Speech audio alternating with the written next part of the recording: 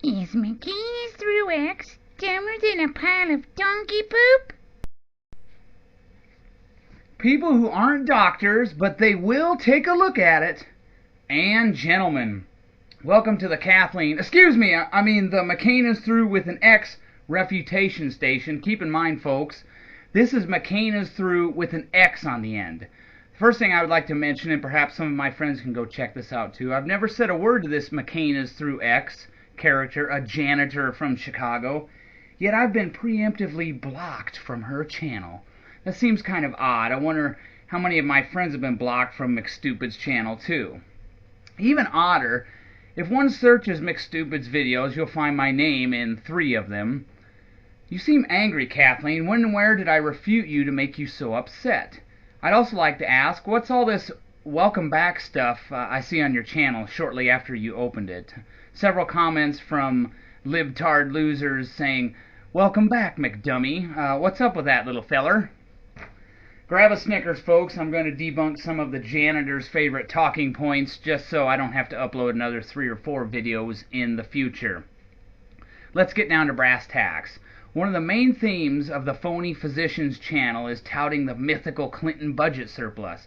Kathleen misses a few salient points, however. 1. The national debt increased every single fiscal year Clinton was in office. You can't have a surplus while the national debt is increasing. Sorry, Kathleen. I'm sure a 10-year-old can figure that out. And 2.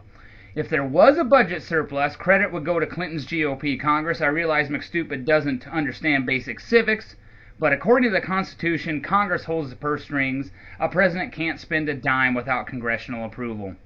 Any bills raising revenue must emanate from the House. I'm sorry McStupid missed that edition of Schoolhouse Rock. She was busy cleaning toilets. I've already refuted that nonsense elsewhere.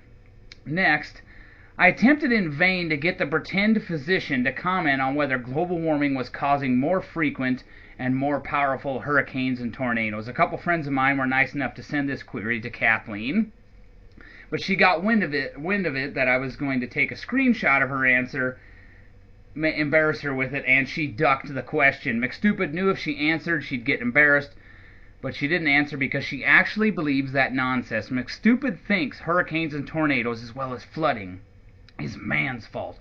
We need to pass cap and trade now. But as per usual, the cleaning lady is wrong. First, let's deal with tornadoes. Are they increasing because of man's evil inventions, which are pumping more evil CO2 into the atmosphere?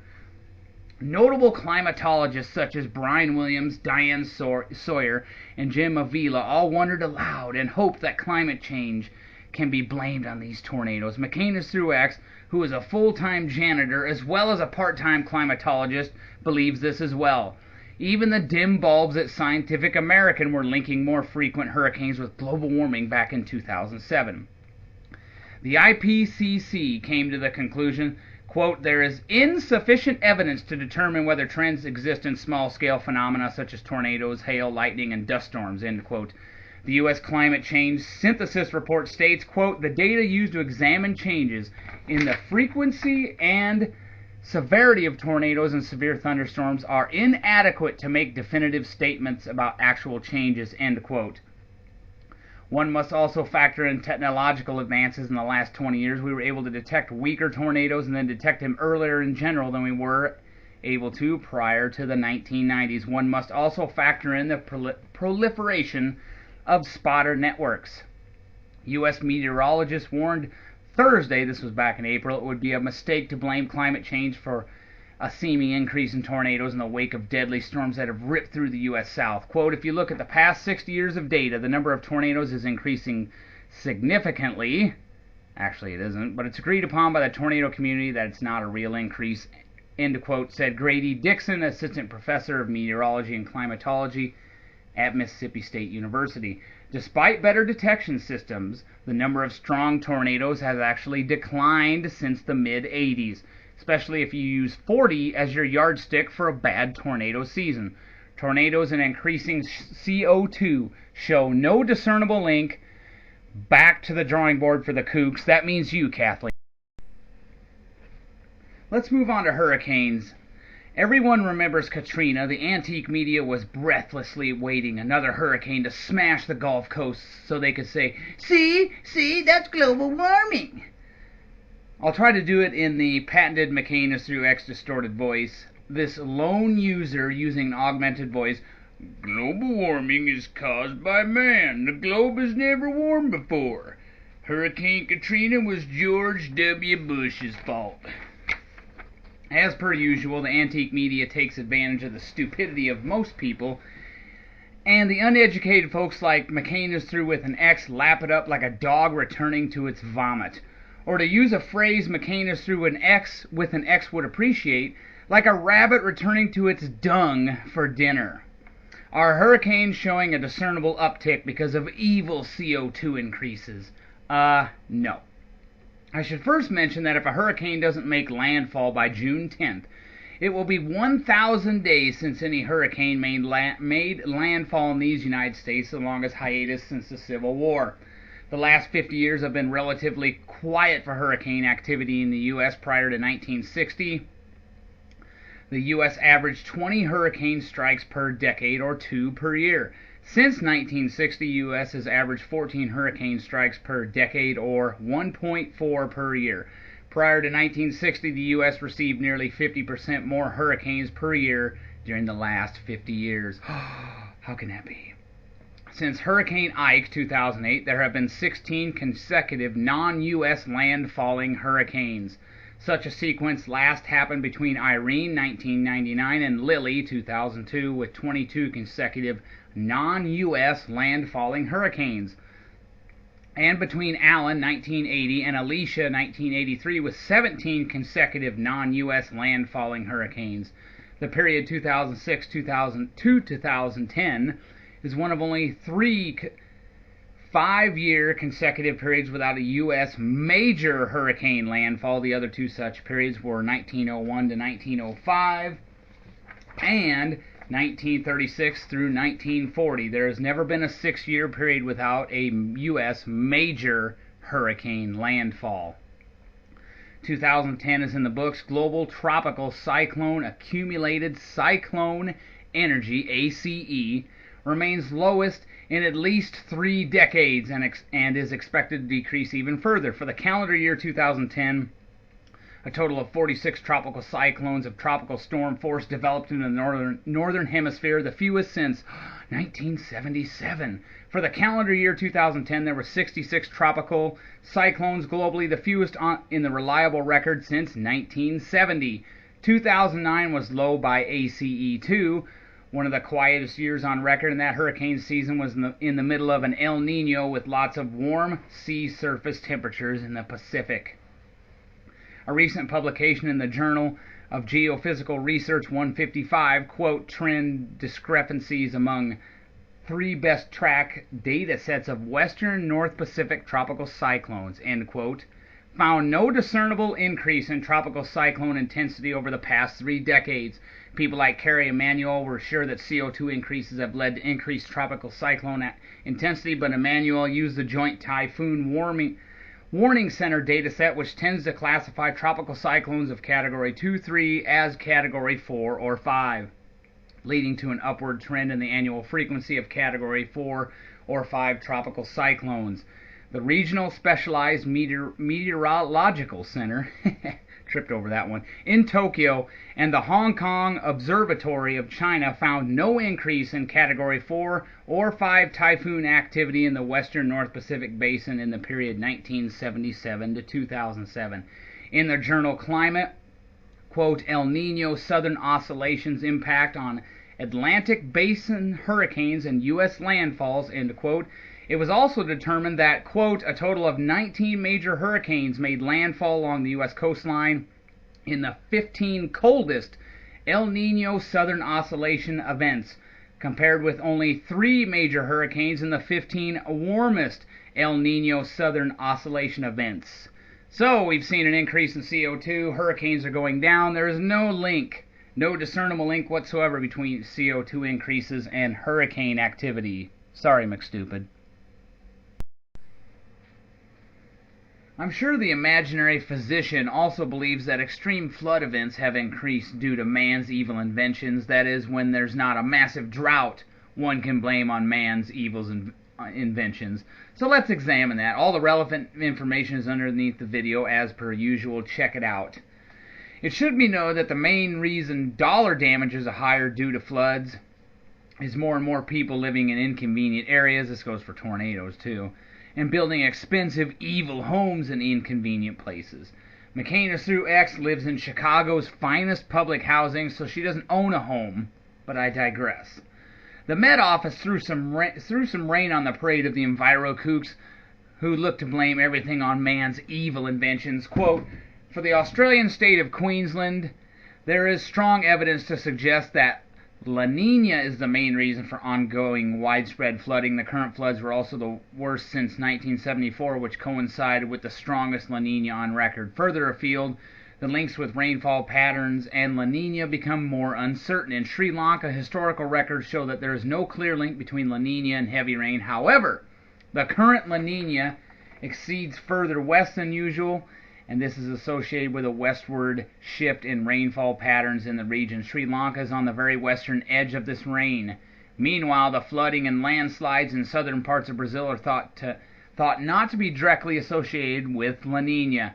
These extreme conditions can be put down to the variable nature of our global weather patterns. End quote. Despite massive increases in evil CO2 due to man's evil inventions, the Pearl River Basin in China, one of China's largest river basins, less than 9% of all weather stations in that basin show significant trends in annual extreme precipitation events from the period 1961 through 2007. Whoops! In Hydrology and Earth System Sciences 14, quote, changes in flood frequencies in Switzerland since 1500, end quote, 2 Swiss scientists were able to identify 4 periods of frequent flooding in northern Switzerland lasting between 30 and 100 years each. 1560 through 1590, that's ExxonMobil's fault. 1740 through 1790, that was Boeing's fault. 1820 to 1940, which is over 100 years obviously, and since 1970.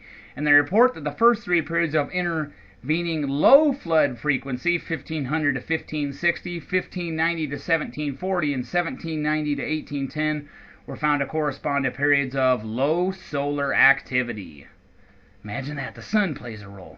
However, they report that, quote, after 1810, no relationship between solar activity and flood frequency was found, nor could a relationship be established between reconstructed North Atlantic oscillation indices or reconstructed Swiss temperatures, end quote. In addition, they determined that, quote, the current period of increased flood frequencies has not yet exceeded those observed in the past, end quote. And they write that, again, quote, a comparison with the flood patterns of other European rivers suggests that flood frequencies are not in phase over Europe, end quote. The following presented a paper to the European Geosciences Union General Assembly 2011, analysis of trends of aggregated time series on climatic 30-year scale does not indicate consistent trends worldwide. Despite common perception in general, the detected trends, this was flood trends for rivers, were more negative, less intense floods in most recent years than positive. And we have this.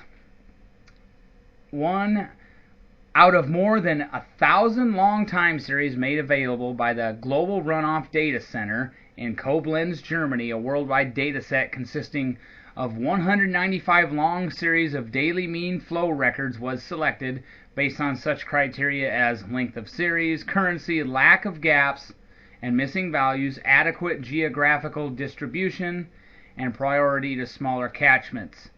The analysis of annual maximum flows does not support the hypothesis of ubiquitous growth of high flows. Although 27 cases of strong to statistically significant increase were identified by the man-kindled test, there are 31 decreases as well, and most, 137 time series, do not show any significant changes at the 10% level. Caution is advised in interpreting these results as flooding is a complex phenomenon caused by a number of factors that can be associated with local, regional, and hemispheric climatic processes. Moreover, river flow has a strong natural variability and exhibits long-term persistence, which can confound the results of trend and significance tests. So in other words, again, there is no discernible link between increasing CO2 and flooding. Our next piece of business is a poorly done video by the janitor on Donald Trump. McStupid was all hot and bothered at Donald Trump going on TV and bashing Obama. The pretend physician had enough and utilized some of her 16 hours of free time to upload a video response to the Donald. Staying true to form, the pretend physician segued into all sorts of other items, saying Bush had a GOP majority for 6 years. This is false, and anyone with minimal brainstem activity can peruse the Senate website and find out that it was 50-50 when Bush was inaugurated. That equals 100 senators with McStupid with me so far. There are 100 senators, okay, little feller? In June 2001, Jim Jeffords caucused with the Democrats. That makes it 51 Democrats, 49 Republicans. That equals 100 senators. Kathleen is right about one thing. Donald Trump is a kook. For example, in Trump's book, The America We Deserve, he stumps for single-payer health care. He says we need a single-payer plan, i.e. run by Washington, that provides freedom of choice. Isn't that an oxymoron? Trump also said, quote, I would impose a one-time 14.25% tax on individuals with trusts with a net worth over $10 million. For individuals, net worth would be calculated minus the value of their principal residence. That would raise $5.7 trillion in new revenue, which government would waste and then complain for more 10 years later, which we would use to pay off the entire national debt and shore up the Social Security Trust Fund. End quote. Methinks the Laffer curve would make him look like a fool. But I digress. His comments on entitled reform are quite open to interpretation, but it does seem like Trump's oblivious to the fiscal cliff we're careening towards concerning those entitlements. It's doubtful that he would back any fundamental change to these entitlement programs. Trump also wants to start a trade war with China, saying, among other things, quote, in a Fox News interview, Trump said, I'm a big free trade believer, by the way. A few minutes later, he said, I'd love to have a trade war with China. If we did no business with China, frankly, we'd save a lot of money, end quote. He also said he wants a 25% tax on all Chinese imports. Well, he sort of kind of wants to start a trade war with China. Here Trump is going to exhume Herbert Hoover and make him his advisor on trade policy. He opposes NAFTA. He opposes poor people being able to buy a cheaper good, giving them an artificial wage increase and money to spend elsewhere. Chinese residents also have to pay more for their goods imported from these United States. So who are the Chinese hurting? Their own people. On trade, the Donald is a blithering idiot. I've answered most of the liberal tripe about a trade elsewhere. Trump just repeats the liberal boilerplate nonsense that the typical dummy will fall for because they're not going to do any research on the issue. If they hear something that sounds good, they run with it. Trump has also grown weary of a weak Chinese yuan. He wants China to appreciate their currency. It makes Chinese exports cheap here, which also frees up consumer money for other products. I could counter his point and state that we're trashing our currency too and manipulating it. All this quantitative easing has done no good unless devaluing the dollar and piling on debt was your goal. Trump wants the Chinese yuan appreciated because this will supposedly cause U.S. consumers to consume more goods made here. Not necessarily true. Daniel Eikenson writes, quote, in March 2010, Cato published a short paper of mine titled, Appreciate This, the Chinese currency rise will have a negligible effect on the trade deficit. The central argument of the paper was that our national obsession with the value of the Chinese currency is misplaced, a red herring. In fact, I presented recent historical data showing that despite a 21% increase in the value of the Chinese currency between July 2005 and July 2008, the U.S. deficit with China increased from $202 billion to $268 billion, or by 33%. U.S. exports to China increased, as would be expected, by $28 billion, but U.S. imports from China also increased as well, contrary to expectations based on the old textbooks, and by $94 billion. or 38.7%. In other words, in the face of a 21% increase in the Chinese currency, the U.S. bilateral trade deficit with China increased by 33%, a fact that raises serious questions about the integrity of the testimony, discussion, and debate that preceded the House vote on Wednesday, end quote. The vote he was referring to was the Currency Reform for Fair Trade Act of 2010. If China did revalue their currency and prices for Chinese goods shot up, someone else would just step in and fill the vacuum. It's doubtful that our dreaded trade deficit boogeyman would go away. One last bit of information on Trump. He likes donating to Democrats. McStupid didn't do her research on the Donald. The real estate mogul and Celebrity Apprentice host has made more than $1.3 million in donations over the years to candidates nationwide, with 54% of the money going to Democrats. According to a Washington Post analysis of state and federal disclosure records, recipients include Dingy Harry Reid, former Pennsylvania Governor Edward Fast Eddie Rendell, and Rahm Emanuel, a former aide to Hussein Obama. Many of the contributions have been concentrated in New York, Florida, and other states where Trump has substantial real estate and casino interests. Kathleen, you were prepared to eat one of your own. You do little research past the R or the D next to a candidate's name. Trump is a crony, capitalist, a slush funder, a rent seeker, a piece of trash, as far as I'm concerned. Kathleen went on a rant in her Trump video. It's on your screen now. She complains about people spending more than they make. You mean like the federal government? Hello? Who was in charge of Congress the last 4 fiscal years when we ran up trillion-dollar deficits, Kathleen? Of course, George W. Bush spent like a drunken sailor no matter who was in charge of Congress, but it really went into overdrive during the Pelosi-Reid regime. That continued in Hussein's tenure as president. McStupid is just upset that Hussein's stimulus was a gargantuan failure. All the administration's predictions concerning it were a failure. McStupid continues to pound the pavement concerning the Dow gains, which are just inflation-induced, and ignore the larger picture. I've also refuted that before. No need to go over that again. I should also inform Kathleen that George Herbert Walker Bush had a Democrat Congress during his entire presidency. Reagan had a Democrat House the entire time, and his last 2 years the Dems controlled both chambers. Nixon Ford never had a GOP Congress. It was controlled by Democrats. Do I need to sit you down and watch Schoolhouse Rock again, Kathleen? Who holds the purse strings? I thought even a janitor from Chicago would know this. I guess I was wrong. Now to our last piece of business, another video by McStupid where she lashes out at religious people. She was obviously slapped down intellectually by a Christian at one point and is desperately trying to even the score. I think that's why she uses a distorted voice too, because she's not a very good speaker and she would get all crazy and would look like a fool. In the video by McStupid, Expose the Kook Troop Kooks, you mentioned that one of them is supposedly a pedophile and one is a convicted attempted murderer. Who are you talking about, Kathleen? Why, all the generalization seems kind of odd. Myself and a number of friends are in the tags. Who are you talking about?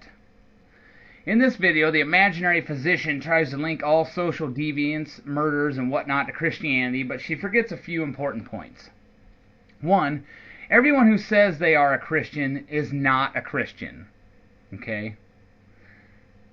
Number 2, the Bible is very clear that even great men of God can commit horrible crimes. Look at all the times the Apostle Peter stuck his foot in his mouth.